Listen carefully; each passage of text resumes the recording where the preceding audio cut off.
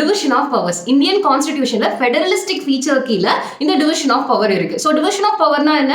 யூனியனுக்கும் ஸ்டேட்டுக்கும் இடையில எந்தெந்த பவர் வந்து டிவைட் ஆயிருக்கு அப்படின்றது தான். ஸோ இதுல வந்து பாத்தீங்க அப்படின்னா union list, state list and concurrent list இருக்கு. யூனியன் லிஸ்ட்ல வந்து யூனியன் லா மேக் பண்ணுவாங்க. எந்த மாதிரி சப்ஜெக்ட்ஸ் இருக்கும் அப்படின்னு பாத்தீங்கன்னா ஃபாரின் ரிலேட்டடா அண்ட் டிஃபென்ஸ் ரிலேட்டடா, தென் ரயில்வே அண்ட் ஏர்போர்ட், இந்த மாதிரி இருக்கிறது எல்லாமே வந்து யூனியன் லா மேக் பண்ணுவாங்க.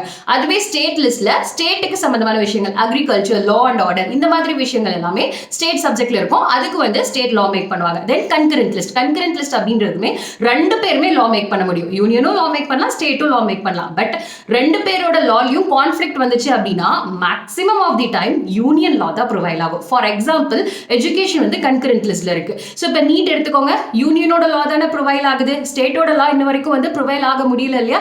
ஸோ இப்படி கான்ஃபிளிக்ட் வரும்போது maximum of the time state வந்து சுப்ரீம் கோர்ட்க்கு ஒரிஜினல் ஜூரிஸ்டிக்ஷன் கீழே மூவ் பண்ணலாம். Maximum of the time win பண்ணினாலும் ஒரு சில டைம் வந்து வின் பண்றதுக்கு நிறைய வாய்ப்பு இருக்கு. ஸோ இதெல்லாம் தாண்டி ரெசியூடரி பவர்ஸ், ரெசியூடரி லிஸ்ட்னு ஒன்று இருக்கு.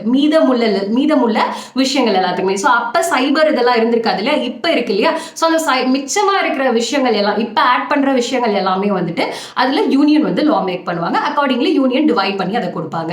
ஓகேங்களா? ஸோ இதுல ஸ்டேட் லிஸ்ட்ல யூனியனால லா மேக் பண்ண முடியுமா, அது என்னென்ன சிச்சுவேஷன்ல அப்படின்றத கமெண்ட் செக்ஷன்ல சொல்லுங்க. நான் நெக்ஸ்ட் வீடியோல சொல்றேன். ஓகே.